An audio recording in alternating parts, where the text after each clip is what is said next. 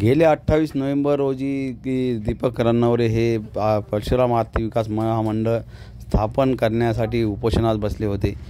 या उपोषण दरम्यानच पालकमंत्री अतुल सावे यांनी लेखी आश्वासन देऊनही सरकारने परशुराम आर्थिक विकास महामंडळ स्थापन केलेले नाही आणि दिलेला शब्दही पाळलेला नाही।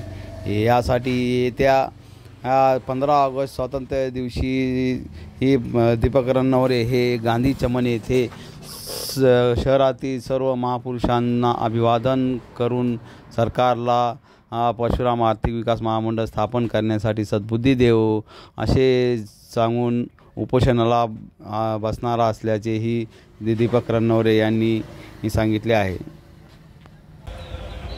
मी समस्त ब्राह्मण समाजाच्या वतीने 15 ऑगस्टला जालना येथील गांधी चमनला उपोषण करणार आहे।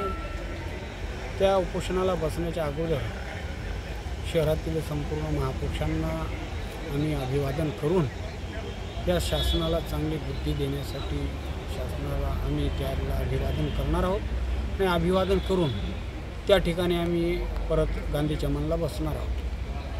त्याचबरोबर 28 नोव्हेंबरला मागचं जे काही उपोषण झालं होतं त्या उपोषण झाल्याचे काही पालकमंत्री होते आपले अतुलजी सावे साहेब यांनी लेखी आश्वासन देऊन हे उपोषण मागं घ्यायला लावलं। 14 डिसेंबरला माननीय मुख्यमंत्री यांनी नागपूरला शिष्टमंडळासह बैठकही घेतली, परंतु त्या बैठकीत मुख्यमंत्र्यांनी फक्त आश्वासनच दिलं आणि आज 8 महिने जरी झाले तर अजूनही कुठल्याही प्रकारची हालचाल याच्यामध्ये झालेली नाही। या सरकारनं ब्राह्मण समाजाला जो दिलेला शब्द आहे तो पूर्ण करावा।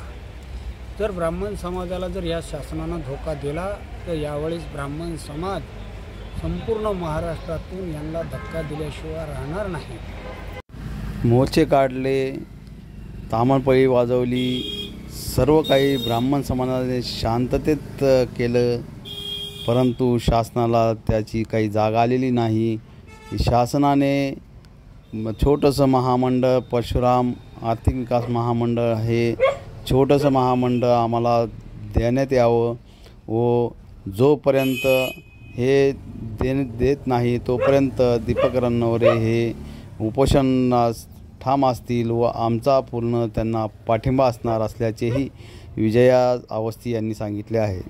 तर आत्ताच जसं दीपक दादांनी सांगितलं की काही उपोषण पण झाले, मोर्चे काढले, तामणपळी वाजवली, सगळं शांततेत केलं ब्राह्मण समाजाने, पण आम्हाला वाटतं याची कुठे काही दखल घेतली गेली नाही आहे।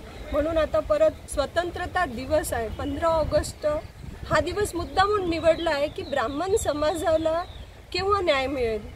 आम्हाला आत्ताच एका पत्रकार बंधूंनी प्रश्न केला की एक नेता म्हणतात आहे की ब्राह्मण समाज गरीब किती आहे, तर दादा आम्हाला तुम्हाला एक निरोप द्यावा लागतो की अख्ख्या भारतात कोण गरीब आहे, काय गरीब आहे हा प्रश्न नाही। आम्ही ब्राह्मण समाजाला परशुराम विकास आर्थिक एक छोटंसं महामंडळ आहे महाराष्ट्रापुरतं, त्याची मागणी करतो आहे आणि ती रास्त मागणी आहे। आणि 15 ऑगस्टला जेव्हा दीपक दादा तिथे बसतील हे उपोषण आता जोपर्यंत सरकार आमची मागणी मान्य करणार नाही तोपर्यंत दादा करतील। त्याच्यानंतर प्रत्येक जिल्ह्यात साखळी उपोषणासारखं उपोषण आम्ही सुरू करणार आहे।